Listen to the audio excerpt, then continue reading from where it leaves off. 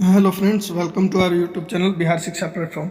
आज से हम विज्ञान विषय के बहुत ही जो इम्पोर्टेंट क्वेश्चन जो पिछले बहुत सारे एग्जाम्स में पूछे जा चुके हैं उन्हीं की एक सीरीज शुरू कर रहे हैं। इसके तहत अलग अलग डिपार्टमेंट में बीपीएससी में या फिर अन्य किसी कॉम्पिटिटिव एग्जाम में जितने भी क्वेश्चन पूछे गए हैं उन्हीं प्रश्नों को लेकर एक सीरीज बनाया है जिसमें 1000 क्वेश्चन होंगे और धीरे धीरे हम 15 या 20 क्वेश्चन की एक एक वीडियो बना के अपलोड करते रहेंगे टाइम पे। तो इस वीडियो में आप देखेंगे कि कौन कौन से क्वेश्चन अक्सर कॉम्पिटिटिव एग्जाम में पूछे जाते हैं। तो चलिए आज के सीरीज का पहला वीडियो है, ये शुरू करते हैं। तो पहला जो प्रश्न है इसमें कि दाब की इकाई क्या है, तो इसका जो करेक्ट आंसर होगा इन चारों ऑप्शन में जब देखेंगे तो करेक्ट आंसर होगा न्यूटन वर्ग मीटर। दाब की इकाई क्या है, तो इसका पहला आंसर होगा ए। इसके डिटेल में थोड़ा सा देख लेते हैं। किसी तल के इकाई क्षेत्रफल पर लगने वाले बल को दाब कहते हैं, ये हो गई दाब की परिभाषा। और उसके बाद दाब एक क्या है, अदिश राशि है। सभी जानते हैं कि सदिश और अदिश राशि, इससे भी संबंधित आपको क्वेश्चन इस वीडियो में देखने को मिलेगा। दाब एक अदिश राशि है और इसका जो मात्रक होता है न्यूटन प्रति वर्ग मीटर, जिसे हम पास्कल कहते हैं। क्लियर। एक क्वेश्चन से आपको 2-3 प्रकार से पूछा जाता है जो कॉम्पिटिटिव एग्जाम में, तो हम कोशिश करेंगे कि हर एक नज़रिए से ये क्वेश्चन या हर एक अगर अलग पूछे तो आप उसके लिए तैयार रहें। तो पहले क्वेश्चन का उत्तर था न्यूटन प्रति वर्ग मीटर, और इसे पास्कल भी कहते हैं और यह एक अदिश राशि है। नेक्स्ट क्वेश्चन देखते हैं, प्रकाश वर्ष का संबंध किससे है। बहुत ही आसान क्वेश्चन और ये कितनी बार एग्जाम में पूछा भी जा चुका है। तो प्रकाश वर्ष का संबंध है दूरी से, ये दूरी का मात्रक है। नेक्स्ट इसको थोड़ा सा डिटेल में अब देख लेते हैं। प्रकाश वर्ष क्या होता है, तो प्रकाश वर्ष एक वर्ष में तय की गई दूरी, प्रकाश के द्वारा जो एक वर्ष में दूरी तय की गई होती है उसको हम प्रकाश वर्ष कहते हैं। और एक प्रकाश वर्ष बराबर 9.46 मल्टीप्लाई 10 के पावर 15, ये 10 घात 15 मीटर होता है। और यह प्रकाश वर्ष जो होता है यह दूरी की इकाई है। नेक्स्ट क्वेश्चन देखते हैं, निम्नलिखित में से कौन सी मूल भौतिक राशि है। निम्नलिखित में से कौन मूल भौतिक राशि है, तो ये इसका जो करेक्ट आंसर होगा वो होगा सी, विद्युत धारा। विद्युत धारा जो है ये मूल भौतिक राशि है। इसके बारे में थोड़ा सा डिटेल देखते हैं। लंबाई, द्रव्यमान, समय, ताप, विद्युत धारा, ज्योति तीव्रता तथा पदार्थ का जो परिमाण है, ये 7 मूल भौतिक राशियाँ हैं।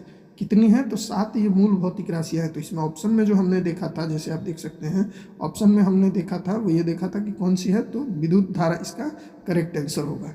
ठीक है। नेक्स्ट क्वेश्चन अब देखते हैं कि निम्नलिखित में से कौन सी अदिश राशि है। अभी हमने बोला था कि इससे भी संबंधित क्वेश्चन आएगा। तो इनमें से जो अदिश राशि है वो है दाब। अदिश राशि कौन सी है, तो दाब। कौन सी अदिश राशि है, तो दाब। इसका थोड़ा डिटेल में देख लेते हैं।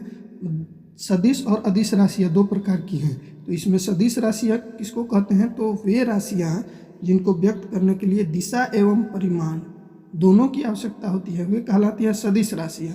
और जिन राशियों में केवल परिमाण की आवश्यकता होती है व्यक्त करने के लिए, दिशा की नहीं, उन्हें हम अदिश राशियाँ कहते हैं। तो अदिश राशियों का उदाहरण हो जाएगा आयतन, दाब, चाल और दूरी। ऐसे ही सदिश राशि का उदाहरण हो जाएगा बल, वेग, विस्थापन, त्वरण, संवेग, etc। बहुत ही आसान है। नेक्स्ट क्वेश्चन अब देखते हैं, एंगस्ट्रॉम जो इकाई है वो किसकी है, तो एंगस्ट्रॉम इकाई है तरंग दैर्ध्य की। ये धैर्य हो गया है मिस्टेक से, लेकिन ये जो इकाई है वो किसकी है, तो तरंग दैर्ध्य की ये इकाई है। मात्रक और यूनिट से बहुत सारे क्वेश्चन कॉम्पिटिटिव एग्जाम में पूछे जाते हैं, तो ये इंपॉर्टेंट क्वेश्चन है। एंगस्ट्रॉम जो इकाई है किसकी है, तो तरंग दैर्ध्य की। नेक्स्ट इसको थोड़ा डिटेल में देख लेते हैं। यहाँ पे हमने दिया है एक एंगस्ट्रॉम बराबर कितना होता है, 10 × 10⁻10 मीटर। उसके बाद इसका प्रतीक, तो ए के ऊपर एक डॉट बना हुआ है और तरंग दैर्ध्य का मापन एंगस्ट्रॉम में किया जाता है। नेक्स्ट क्वेश्चन है, निम्नलिखित में से कौन सी सदिश राशि नहीं है। तो सदिश राशि इसमें नहीं है कौन सी, तो गति। गति जो है क्या है, अदिश राशि है, सदिश राशि ये नहीं है। डिटेल में थोड़ा सा देख लेते हैं, निम्नलिखित में से किस राशि का मात्रक नहीं है। अगला क्वेश्चन है, सॉरी, निम्नलिखित में से किस राशि का मात्रक नहीं है, तो इसमें जो होगा इसका आंसर होगा सी, विकृति का जो है इस राशि का कोई मात्रक नहीं है।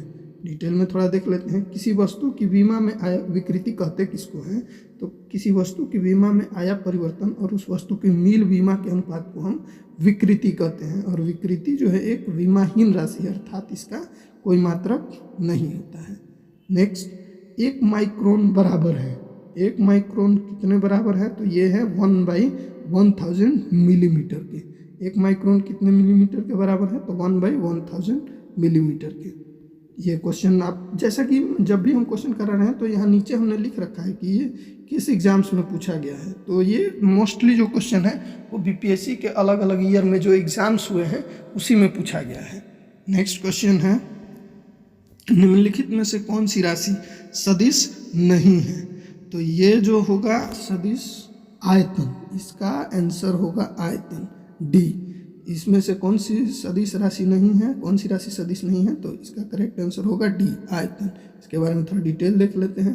पहले भी हमने बताया था सदिश राशियाँ से क्वेश्चन बहुत बार पूछे जा चुके हैं। तो सदिश राशियाँ वही होती हैं जिनको व्यक्त करने के लिए परिमाण के साथ साथ दिशा भी जरूरत होती है। अदिश राशि में केवल परिमाण की आवश्यकता होती है, दिशा की नहीं।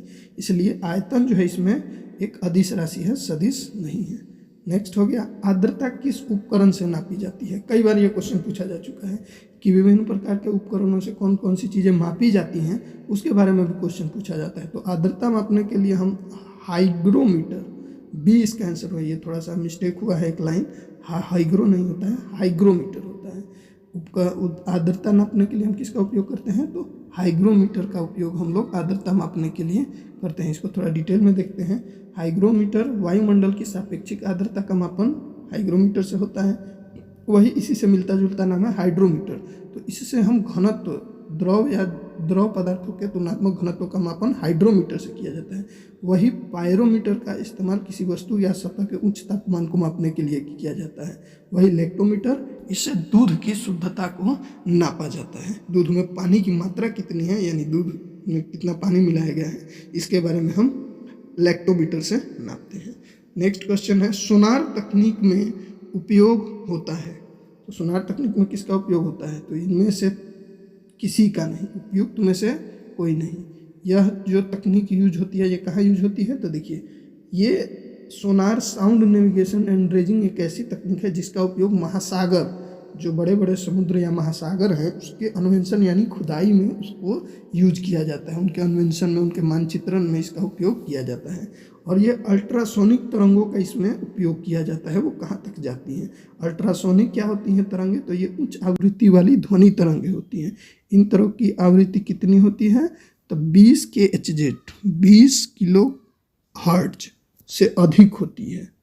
क्लियर हो गया। तो यानी सोनार तकनीक जो संबंध है वो किससे, तो महासागर के अन्वेषण से और साथ ही साथ उनके मानचित्रण से सोनार तकनीक जो है संबंधित है। अगला जो क्वेश्चन है, 1 किलोमीटर, बहुत ही आसान क्वेश्चन, ये 45 बीपीएससी का क्वेश्चन है प्री का, कि 1 किलोमीटर में, तो ये तो कोई भी बता सकता है, सी, इसमें ज़्यादा बताने की जरूरत नहीं है, 1000 मीटर। नेक्स्ट क्वेश्चन है, निम्नलिखित में से कौन सा सही सुमेलित नहीं है, तो इसमें जो होगा सही सुमेलित वो है गैल्वेनोमीटर, डी। गैल्वेनोमीटर का जो विद्युत प्रतिरोध से संबंध है वो सही सुमेलित नहीं है, क्योंकि यह गैल्वेनोमीटर का प्रयोग विद्युत धारा को डिटेक्ट करने हेतु किया जाता है। विद्युत प्रतिरोध का मापन ओम मीटर द्वारा किया जाता है। नेक्स्ट है, निम्नलिखित में से कौन सा सही मेल है, तो इसमें ऐसा लग रहा है कि ए बी सी तीनों सही मेल है, यानी उपयुक्त में से एक से अधिक। ठीक है, इसका जो उत्तर होगा वो होगा उपयुक्त में से एक अधिक, क्योंकि विद्युत मोटर का काम है विद्युत ऊर्जा को यांत्रिक ऊर्जा में परिवर्तित करता है। सुरक्षा पेच विद्युत धारा का तापीय प्रभाव को दर्शाता है। वही विद्युत जनरेटर विद्युत चुंबकीय प्रेरण से काम करता है। यहाँ पे देख भी सकते हैं, पूरा डिटेल हमने लिखा है। लास्ट और अंतिम क्वेश्चन, ऑडियोमीटर क्या नापता है, तो ऑडियोमीटर नापता है ध्वनि की तीव्रता को। लास्ट क्वेश्चन था इस वीडियो का। इसके अलावा हम आगे आने वाले टाइम में, अगर ये वीडियो आपको पसंद आई हो, आपके रिव्यू के अनुसार, आपके लाइक कमेंट के अनुसार हम आगे और वीडियो बनाएंगे। यही जो पिछले साल अलग अलग कॉम्पिटिटिव एग्ज़ाम में जो क्वेश्चन पूछे गए हैं उनको लेकर आएंगे और आपको वीडियो के माध्यम से इसका पूरा डिटेल सॉल्यूशन भी बताएंगे। तो अगर आपको ये वीडियो पसंद आई हो तो इसको अपने ग्रुप्स में शेयर करें, हमारे चैनल को लाइक करें, सब्सक्राइब करें। Thank you. जय हिंद।